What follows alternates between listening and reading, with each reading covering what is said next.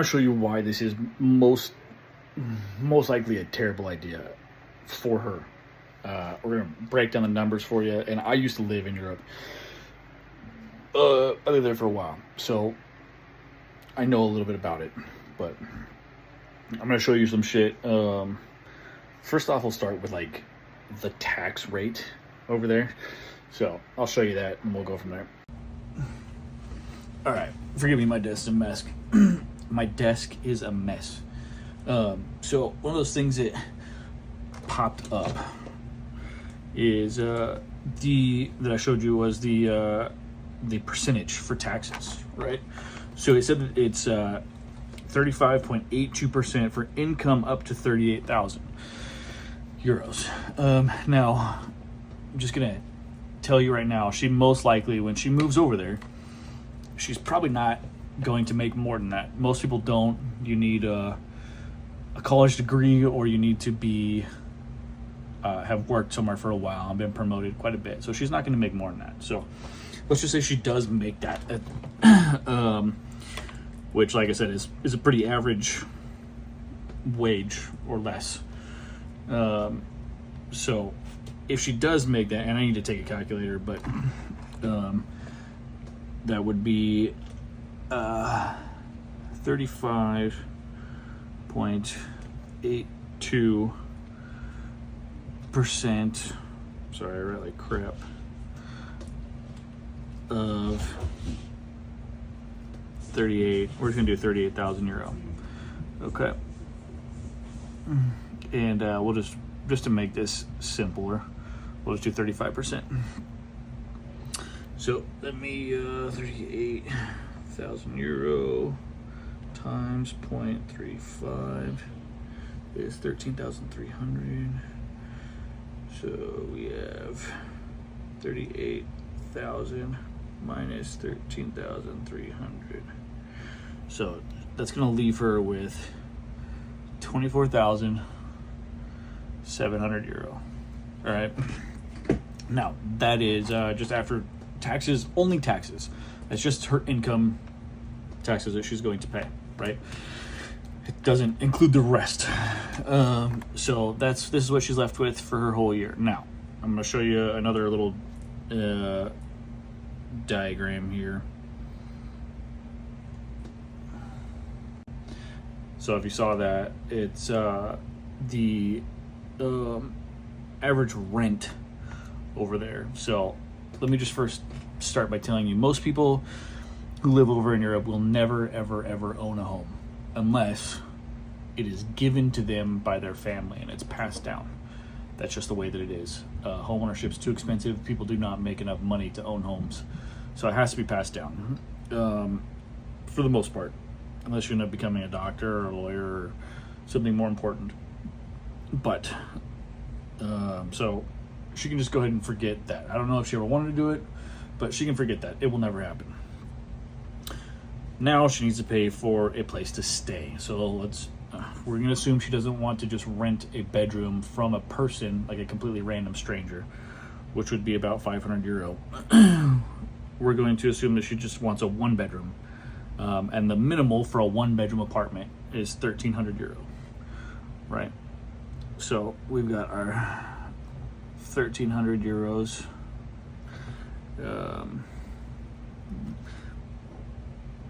And we're going to times that by the 12 months that she'll be paying for it. 15,600 euro. All right. So let's go ahead and take that from what she's got to get her what she's left over after rent. 24,700 minus 15,600. So she's left with 9,100 euros for the entire year, right? And we haven't even got the food or anything else. So this is where she's at. And let's see, the other thing, so if we want to, let's go ahead and split that off into 12. So I'll tell you how much she has per month. This is going to leave her with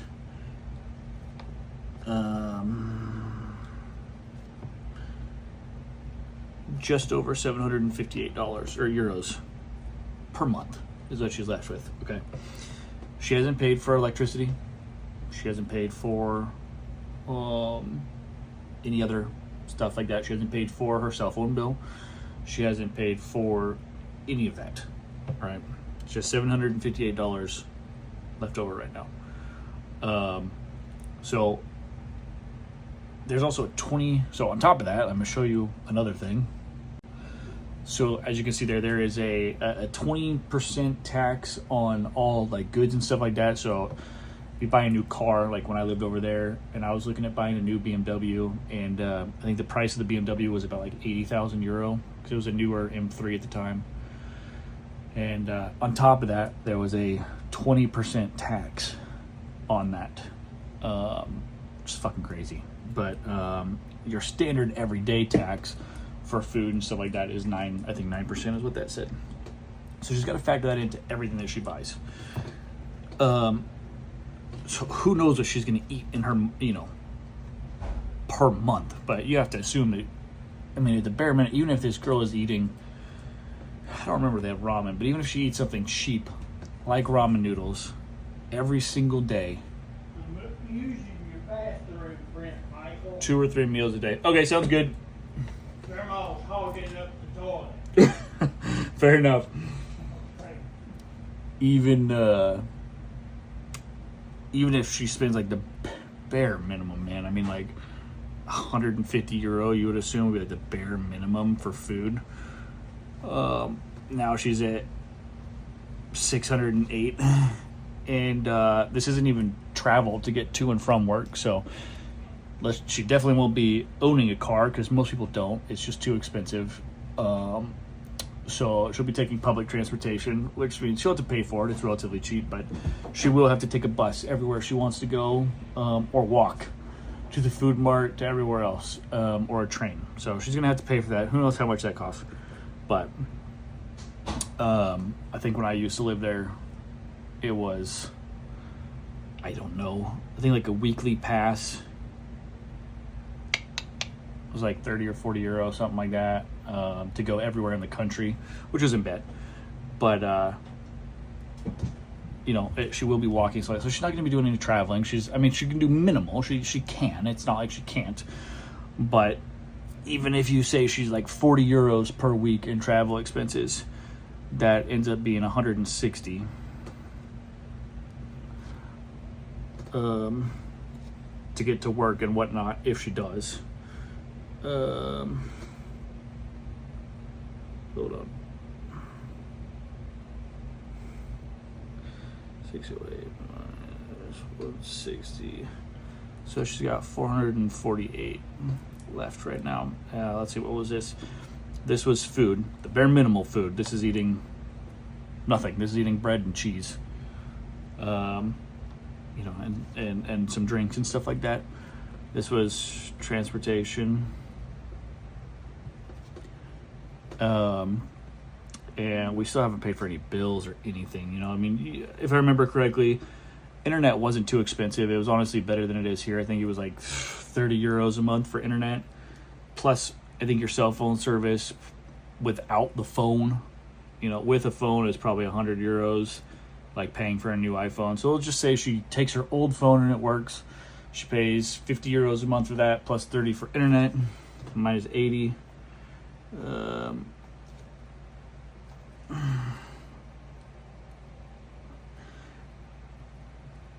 368. That was phone, and that was internet. We still haven't done any utilities, so we're gonna assume the apartment in this case pays for everything besides electrical, which is pretty typical. So, and electrical for a small apartment over there, we'll just say is 50 euro. So she's at 318.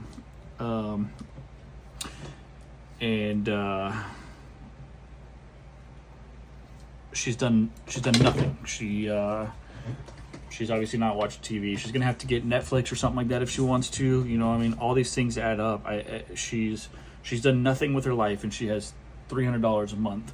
She can't go anywhere. She can't go out to get food. She can't do none of that. You know, and everything she pays is going to be taxed as well. So don't forget about that. She'll never own a car. This is, you know, like we aren't even done with her expenses. To be honest, after she's done all of her expenses every month, she'll probably have about $200 or €200. So that's about it. And I know, look, I get it. I know a lot of you guys are going to say, well, that's probably all she has here in the United States. You're right. You're not wrong in that case. I get that. However, what she's doing is she's giving up the opportunity to have more, right? So over here, right, and they're going to take some money for other stuff as well. Over here and everything, dude, if you get a dog over in Europe, you pay a fucking dog tax. And I'm not even kidding. You have to register and everything, you pay a dog tax. If you get anything, you pay a tax. There's tax for everything. That's how they pay for, so it's not just your income tax, it is a tax for everything you want to do. People over here, I mean, some own cars, are usually very small, and they can get you around. Some people do own them. It's not impossible. A driver's license over here. Now, I don't know if they'll allow her to transfer her American license or not, but I know in Germany, when I lived over there, a German driver's license is like €2,000. You have to be 18 years old, and it's €2,000. Last time I checked, it's about that. And you have to go through rigorous, I wouldn't say rigorous, but you have to go through lots of training and stuff like that. And I don't disagree with it. I think more people should be better at it, but it's expensive is my point. People who live over here, yes, she will have free healthcare. However, there's something I want you to know.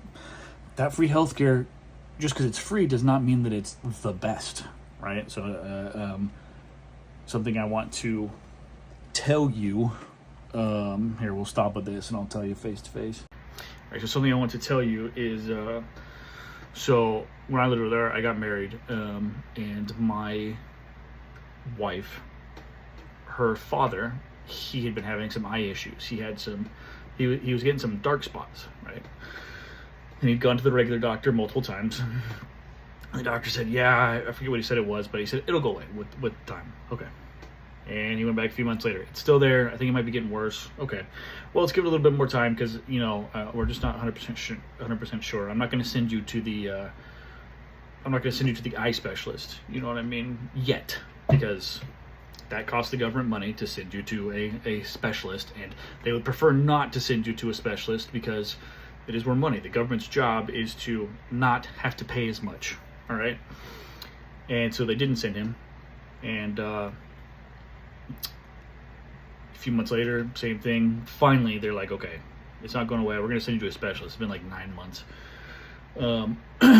He gets a doctor's appointment with this eye specialist who's booked out like 6 months because it's government healthcare. That's the way it is. And he gets there and the doctor says, oh yeah, you've got some, I'm going to say it wrong, not glaucoma, some degenerative something or other. It's eating away at your eye. You're gonna go blind. If you could come and seen us sooner, we could have stopped it. You know, that's the way it works.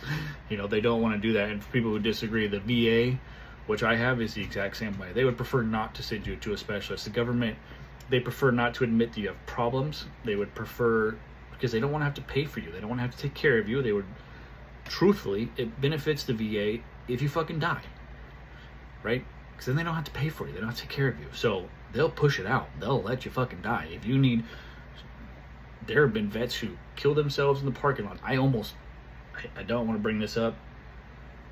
It's morbid as fuck, but there was a time when I left the VA facility and I was so angry and so upset at how I'd been treated.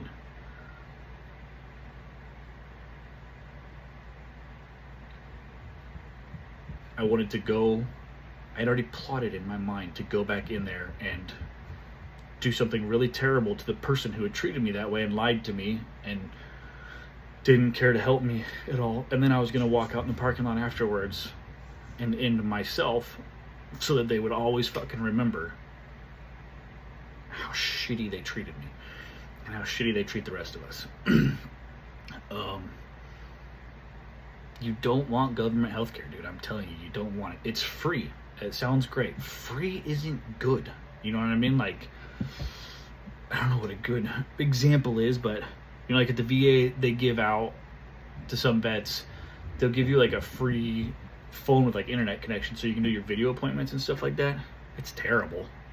You know, I mean, the service is shit. It barely works half the time, but it's free. You know, you don't have to pay for it. But when it comes to your life and your health, do you want fucking Verizon, or do you want the free one that only works half the time? You know, and I get it. Our system is fucked up as well. So let me say, I also agree that as a society, right, if you're going to make people live in a society and follow the rules of the society, right, then you have an obligation as a society to kind of take care of the people who are in need, right? So I personally wouldn't be against, I don't know how you would make it work, I wouldn't be against paying, 5% more on taxes so that everybody got a certain type of healthcare, but not government. I don't know how to do it. I don't know how it becomes stipends or not stipends, but subsidies or some shit to go private. But private is, but you don't want government. I'm telling you, you don't fucking want it. It's fucking bad. All right. There are people in Canada right now who are diagnosed with cancer and cannot get the treatment that they need for a year in the Canadian system, so they drive down here to get it fucking done, right? I'm telling you, it behooves, if everybody gets free healthcare, the best thing for the government is if you die, right? That is the, healing you isn't the best thing for them. It's not the smart thing, it's not the good thing for everybody. The best thing for everybody else who pays into the system is if you die, because they don't have to take care of you. You're not a burden anymore. You have to understand that. So all of that going in to say, I realize she'll get free healthcare. That's great, but what she's doing is she's for the idea of the socialism, like safety net, like I'll be taken care of. You will, but you are giving up everything. You're giving up a chance at everything. Over there with that €200 a month that you're left with, she will never have a savings account. She will never be able to do really anything with her life. She will never be able to afford, I don't know what she likes. She'll never be able to afford a car, a boat, a trailer, anything nice that she likes. She'll never be able to work hard and get extra shit. I mean, that's like, I know that's for some people. Some people do not care. They want to do the bare minimum and they just want to fucking breathe. You know what I mean? America is not like that. You shouldn't stay in America if that's what you want, because America is a place where if you work as hard as you want, you can have whatever you want. You can live the most incredible life possible. You got to go to school, or I mean, if she feels like she doesn't have enough money now, she should look into going to school. She should suck it up and join a trade. You know what I mean? When I was in the trades, I saw a bunch of female electricians that were kicking ass and making more money than I was as a carpenter. You know what I mean? Sure, they had to deal with dudes all day, and it's a dude thing, but how bad do you want a better life? You know what I mean? If you move overseas to one of these countries, you are giving up on the possibility of ever having a better life. You will have a normal life, if that's what you want to call it, forever, but it will always be like this. The reason people in Europe come over to the United States is because they don't want their life to stay like this. They want to work harder, and they want their life to go like this. They want to be rewarded for it, right? There is no reward for working harder over there. There's not. You're gonna stay. And if you say, well, she'll get promoted and stuff like that, wonderful. Did you see what the tax rates were for people who make over $78,000? 50%, right? So her 35% left her with 24,000, right? Left her with 24,000 euro when she's done. If she gets promoted and makes 70,000 euro, they will take 50 automatically. She'll be left with 35,000 if she gets promoted. If she works really, really, really, really hard and gets promoted, and she makes $1 million, or not $1 million, she makes $70,000 a year, or 70,000 euro a year, she will now have 10,000 more than her minimum paying job. right? You're giving up. And for those of you who say she can go to school for free over there, no, she can't. Not in that country. You still have to pay. And as a non-resident, you have to pay. It ends up being thousands of euros. So, you know, what, this is the land of opportunity, right? That is the land of, I don't know what you'd call it. Is laissez-faire a correct word? Let me look at that definition 100% just to make sure I'm not wrong. But I think that word. Okay, yeah, I looked it up. Laissez-faire will kind of work for that. It's just kind of like a hands-off approach. I'm just gonna do just kind of the minimum and let it go, and let it go, sort of thing. And that does work for some people. You know what I mean? I guess we're all different. If that's really what she wants to for the rest of her life, right now, at whatever age she is, I'm gonna guess 20s, early 30s, late 20s, mid 20s, something like that. She's deciding right now she never, ever, ever, ever wants a chance at a better life, and she wants to just give up everything for the bare minimum for the rest of her life. Then I guess that's her. I mean, some people got to do it. You know, I want people to be informed, and I think that it's a mecca. When I lived over there. There was the starkest difference, okay? Americans really stick out to Europeans. You can always tell us apart, right? We have very carefree attitudes. We are, like, driven yet wild. Does that make sense? There is an inherent sense of freedom inside of us in everything that we do, right? And, we do things hard. We work hard. We play fucking hard. You know, everything like that. Yeah, Americans are there's almost a Wild West sense to us. We will take chances, and we will do things to be great for greatness. You know what I mean? To better our lives and stuff like that. With all due respect to the Germans that I have known and the Europeans that I've known, they are very much a part of a machine. Very plugged in. They're a part of, I don't want to be rude to them because I love them, but they're very much a part of a machine. They are a part of their job. They're a part of their community. They are a part of the system. They all fit in, and they are very interchangeable. And I kind of feel you could take one out and put another one in, no problem. You know what I mean? And they would operate basically the same way. They are very, very, very much a lot alike. Now there are some differences. Some of them have mohawks, some of them have pink hair, some of them are very professional looking. But for the most part, that's like a more fringe part of society. For the most part, you get the same thing. Everybody fits into a system because you are all equal in every single way, right? And I think we're all equally important, but we're not equal in everything. You know what I mean? I can't dunk a basketball. Some people can dunk a basketball. I can't fucking. I'm not a rocket scientist. Some people are rocket scientists. You know what I mean? Fucking. I am not so many of these things, and some other people. And America does so good at really focusing on and accentuating what you're great at, and you should do that. Be awesome at being yourself. You know what I mean? Be a weirdo if you want. Be whatever. Follow your path. And whereas these people, the government is their country, the country is their government, and they are a part of the system, and that's how they work. And that's why Germans make like a lot of really good things, because they're just like a fucking machine altogether. Like as a country, they are a machine. You know what I mean? We're not. We are we're like a super high horsepower Corvette or something, dude. You know what I mean? Like we're gonna go wild and crazy, and we're gonna win some fucking races. We're gonna blow up half the time too. You know, they're different. They are more of a kind of like Japanese, I guess you would say. They're like Japan. You know, they're like Old Faithful. You know what I mean?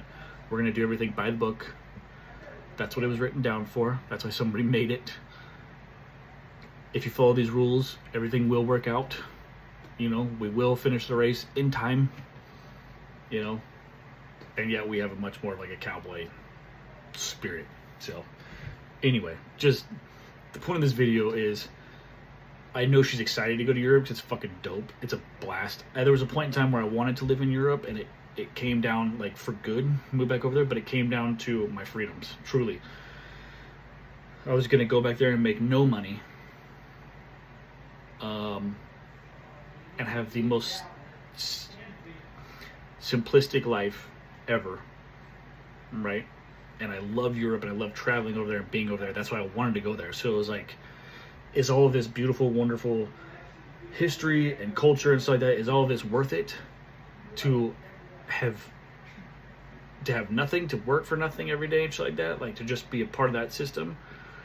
Or should I come back here and should I put my thoughts and my talents to use and try to make the best life possible here, and then I'll just travel over there whenever I want? And I decided here, and it worked out for me. You know what I mean?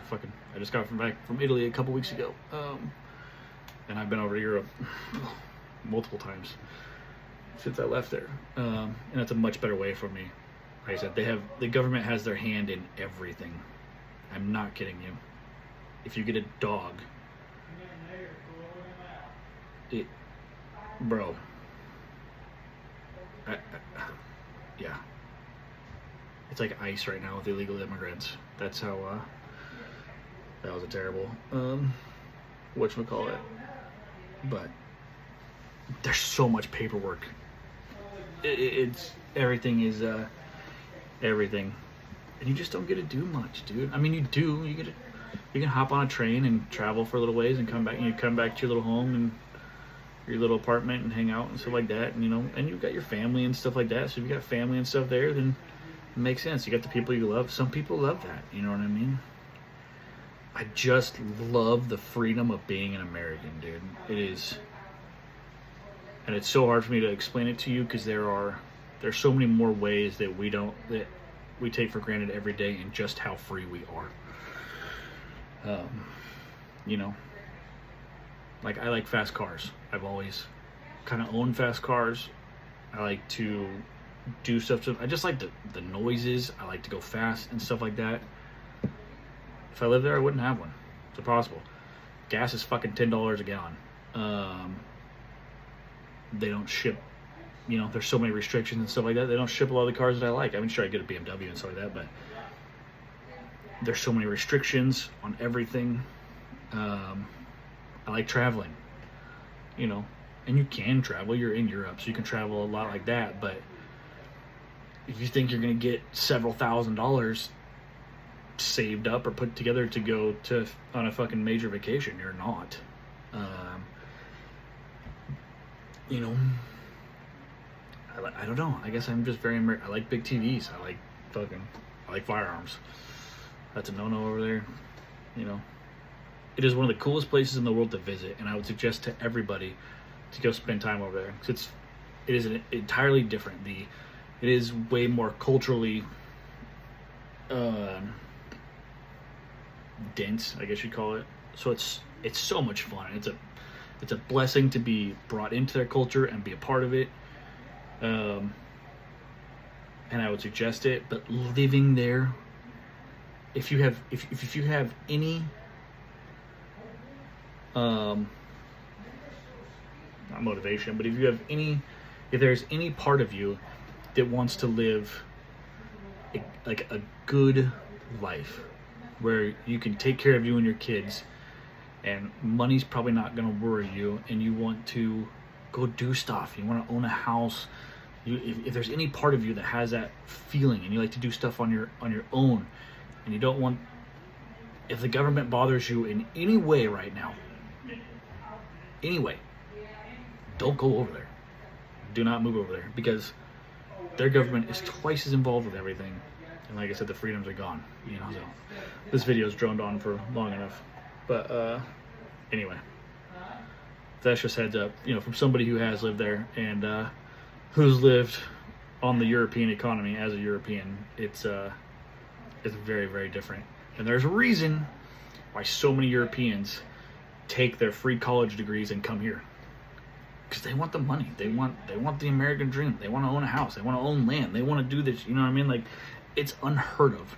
The reason people left Europe to begin with back in the day is because they couldn't do those things, right? And they still can't. No more land exists now than it did before. You know what I mean? So anyway, that's it. Thanks for watching.